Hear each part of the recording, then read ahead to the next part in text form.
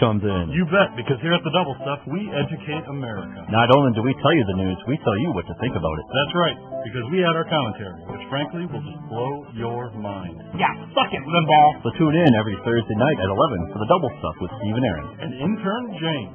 Only on 90.3 WRST. Serving the Fox Valley for over 40 years. This is 90.3 WRST FM, Oshkosh. What do you get when you cross bottles? Making commercial radio get on its knees and beg for 40 years. This is 90.3 WRST. And hello, everybody. Hello. Hi. You're listening to the Double Stuff, the Fox Valley's premier talk radio program, right here on 90.3 WRST FM in Oshkosh. That is correct. Steve and Aaryn here with you, alongside us is Intern James. A lot of prepositions there.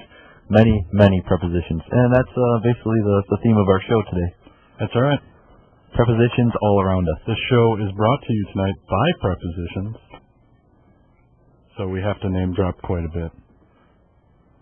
Don't go over the top, right?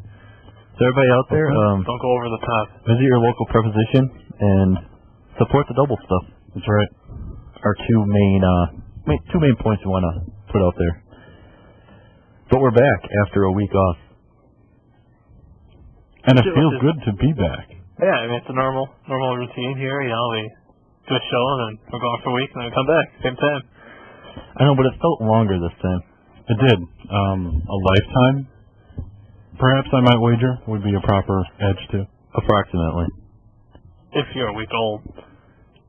I suppose so. Yeah. Damn straight. Got you there. But you know what, you guys? It's time we get down to some business. Let's get down to brass tacks, Stephen. And we have a big one coming up here. A big one. It's all about the Advanced Titan. I don't know if you guys saw the April Fool's issue this week. Oh, yes, of course. I didn't see it. You didn't? Just for the sake of argument, let's say that you did. I was going to make an April Fool's joke, Steve. But, go on. No. Nope, that's it. You're committed to the part. I already did the joke. Oh, okay. An opportunity. April Fool's. I actually had seen it, but I said I didn't see it, which was the Fool's. I get it now. Yeah. It all makes sense to me. Yep. But anyways, this April Fool's issue has caused a lot of controversy around campus, in case you guys have not noticed. Some people claiming that the publication is racist and sexist, and I think Aaryn and I agree. Saying that exhibit pimped the MEC, which is the Multicultural Education Center, that's just uncalled for. Really? You know, they're making an excuse, Aaryn. The people at the AT, the conservative right-wing wackos over there at the AT.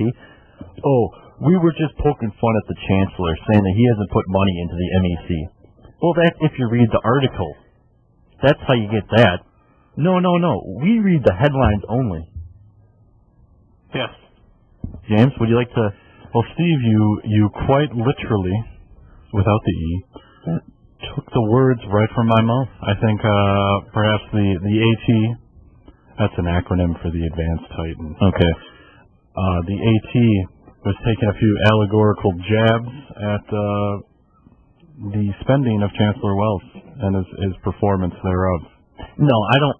You know, that's what they say. They say it was clever. You know, Chancellor Wells doesn't put any money into the MEC. Meanwhile, he's building these parking ramps in the health center way at the end of campus where nobody even goes. You know, that's what they're claiming the article's about. But you know what? I don't buy that. I think it's just blatant racism. You do now.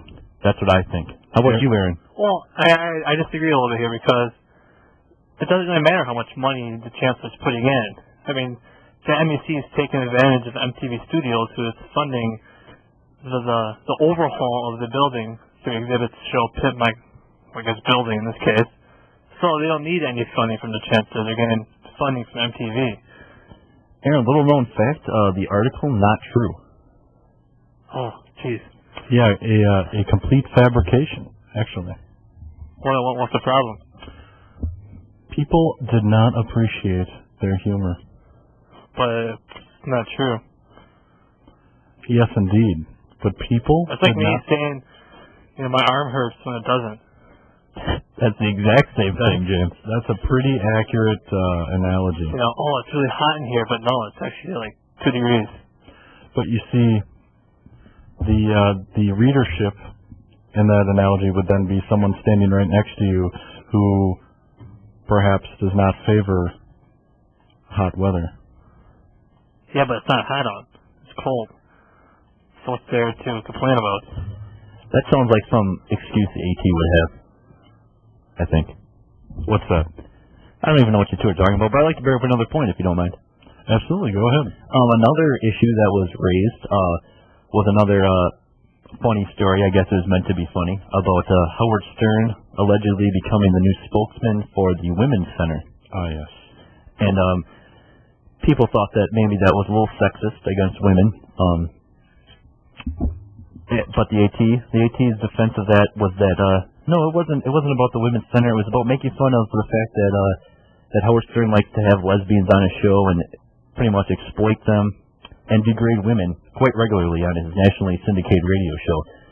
And that was they're supposed to be making fun of that. I also don't buy that. I think in some way, I don't even have an argument of why it's sexist. That's how sexist it is. Ooh, that's pretty sexist. Just think about that for a minute. I'm trying, but my head is hurting, and I figure soon it might explode. Yeah. I think that's thinking too much about it. Yeah. It's not making fun of Howard Stern. I see Women's Center, I automatically think that article is sexist. Why is that? Because that's just the way it is. Because there's a center for women. It's not People's Center. It's a Women's Center. Exactly. I see the word Women's Center in the headline, and then boom, that's a sexist article right there. Boom. Automatically. They're selfish. The center is it's a woman's universe. The whole universe is centered around women. That's why it's called a Women's Center. I don't think it's so much the universe as it is just that building. Maybe. Well, the building's in the universe. The building is a representation of the universe. You see, I do not subscribe to that. And it's named after a woman. What women's is it named after? All of them. All women's? Yes. So, James, you're taking the argument that it was just a funny little poke at Howard Stern. Is that what you're saying? Well, I am. I pride myself in perhaps being a humorologist. That is, of course, a scientist that studies the science of humor. That's true. Yes, that's a technical term of which you can take with you. Actually, that's what I give to you. Thanks. My present for the evening, guys. Could you use one of those? Where the irony shines true in naming this in this Howard Stern affiliation here, if I may. That's Howard Stern, perhaps associated with exploitative, whatever the word may be, comments towards women, and I think that's what we're looking at there. Well, that's a great argument, James, but I disagree. I don't appreciate that, Steve. I don't. Anyways, let us move on. All right. So I think we totally owned you on that. I think I stand, or sit, as the case may be. Yeah, you're totally sitting there. Completely owned. Completely. Sounds good. I think your hands are,